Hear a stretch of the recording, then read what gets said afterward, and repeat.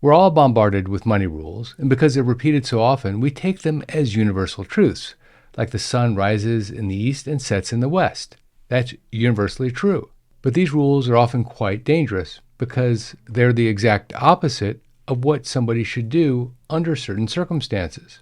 We're going to discuss each of these now, and when we get to number 10, please follow it all the way through because it takes a full explanation. All right, let's get into it. Money rule number 1. You need $1 million to retire. According to the survey of consumer finances, the average retiree at age 65 has a median 401k balance, or retirement savings balance anyway, of $200,000. So having 5 times that implies that they're very well off. As a starting point, $1 million may be far more than someone actually needs to retire, because retirement is all about experiences, and the amount of stuff that you own is secondary to that. Don't get me wrong, there's a very practical side to retirement, and that is you need to pay your bills. But that could mean different things to different people. So just remember this, retirement isn't about hitting a magic number, it's about creating enough cash flow to support your lifestyle and your goals. Gang, next week I'll be releasing my new course, Social Security Simplified. It's a course that took me over 500 hours to create and will change a lot of lives for the better. So if you're struggling to make the best choices for you and your family on Social Security retirement benefits, or you just want to validate what you're thinking, look for an announcement from me next week. This could be the course you're looking for. Point number 2, save 3 to 6 months worth of expenses and you'll be able to weather most emergencies. First of all, let's say that this is a starting point, and most people don't even have 30 days worth of expenses saved. This means if they lost their primary source of income, within 60 days they'd be behind on their bills, and within 90 days they'd be in a lot of trouble. So it's a good starting point because it actually allows them to get back on their feet. But many times it's not enough, and occasionally it might be more than enough. Let me explain. If, for example, you live in a dual income family and both partners are high earners, if one loses their source of income, the other can carry more for a period of time. In that instance, you might not need 3 to 6 months. Conversely, if you're retired and living on Social Security alone, you might need more than 3 to 6 months because something as simple as a new AC in your home or a roof repair could put you in a very dangerous position. Point number 3, follow the 50-30-20 rule. What is the 50-30-20 rule? It's a heuristic. For every $100 that comes into your home, $50 should be used for expenses, $30 can be used for discretionary spending, and $20 should be used for repaying debt or investing. Now, is this a golden rule, one that works every time? Hardly. But it offers something that you don't normally have in your life, and that's a plan. If you proceed with a plan, you're going to be getting something done.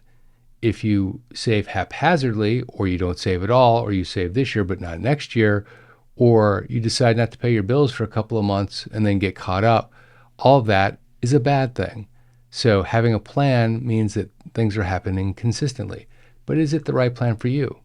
Budgeting with something like a 50-30-20 rule doesn't always work, particularly when someone's expenses exceed 50% of their take-home pay.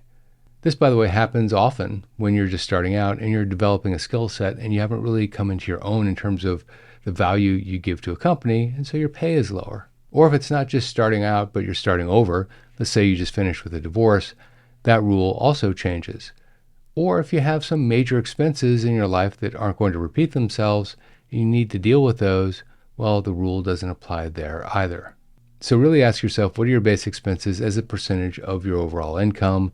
Start from there and start to iterate in the right direction as your pay increases and your debt comes down. Point number 4, only use cash, never use credit cards. This is one that I'm personally guilty of, and I changed my mind about 5 years ago, and that is only use cash for purchases and never use credit cards. But the theory is if you pay cash, you feel it instantly when you pay a bill, rather than putting your credit card down in a bill folder and paying that credit card in 30 days. This tends to separate the act of buying and the act of paying, and so you don't have the emotional attachment to that bill. But here's the downside to this. It may work with small bills, but it doesn't work with large purchases. Most people don't walk into a computer store, for example, and put down $40, $100 bills to buy a $4,000 computer. So what's the next best thing? A debit card. The money comes out of your account right away, and you can actually see your account balance going down. But there is a downside to debit cards as well. The consumer has less fraud protection with a debit card than they do a credit card. A credit card's liability is limited to $50, no matter when you recognize the charge. A debit card, on the other hand, can be the full purchase if you catch it too late. But there's also a secondary reason, and that is your credit score. People need credit in life. That's just the way that it is. At some point, most people, even in retirement, will probably need to take out some sort of loan. If you have no credit, your credit score is going to go down because part of your credit score is the availability you have of unutilized credit. Using and then paying off a credit card shows the credit rating bureaus that you can pay your bill on time every time, and that raises your credit score. If you decide not to use it, or you just decide to use it once when you get the notification that they're about ready to cancel your credit card, well, the very next thing that happens is you either lose the credit line or they reduce the credit line because you don't need it if you're not spending much on it. Point number 5, money should always be your top priority. Money can be your servant or it can be your master. My personal experience is that people who obsess over money either shoot too low because they value it too highly and therefore have a hard time accumulating money, or it becomes the focus of everything that they do and everything else around them doesn't matter and their relationships suffer.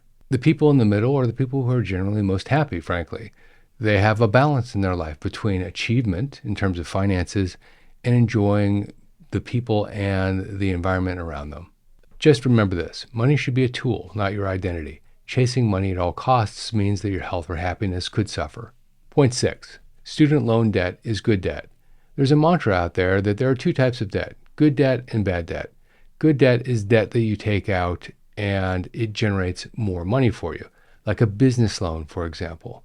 Bad debt is basically credit card debt in most instances, where you spend the money and all of a sudden the money is gone and you owe it back, but you don't have anything to show for it. 2 courtside tickets to the Lakers game might be great for the 3 hours that you're there, but when you come back $10,000 poorer, because that's the cost of 2 courtside tickets, you'll wish you hadn't done it.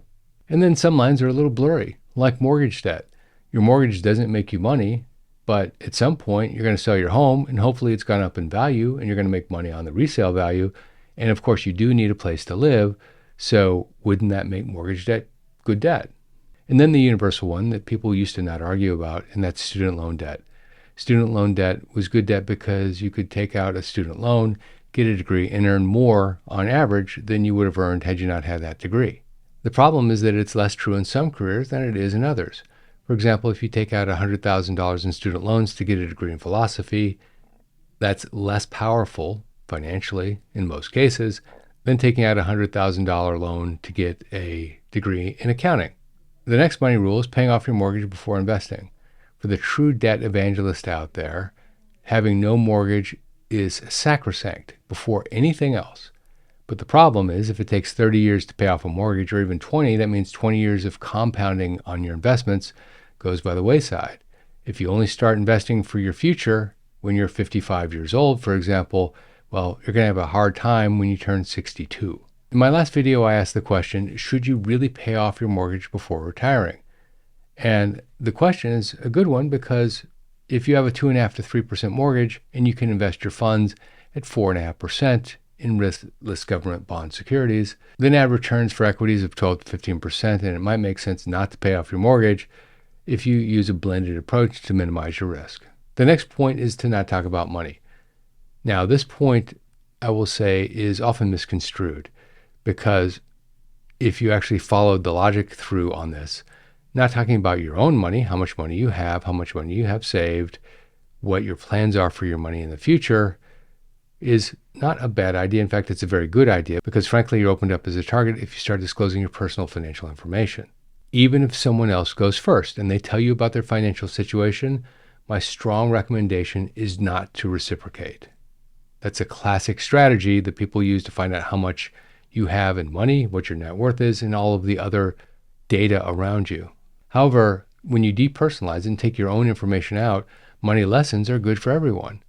And I'll tell you one classic one that almost everybody misses, at least they don't think through it in depth, and that is the risk-reward value of investing. A lot of people think about the return that they could possibly make on an investment, but they don't think about the risk that they're going to lose their money, or worse. The fact is, avoiding money conversations can keep people stuck when a bit of financial wisdom can go a long way. Point 9, you're supposed to retire at age 65. Now this point goes back to Social Security, early Social Security. Pre-2000, full retirement age was 65. And so this became the magic number for everybody. Overlay the fact that Medicare was also available at age 65, and it became a target for most people. But what happens if someone wants to retire earlier and they have the financial means to do so?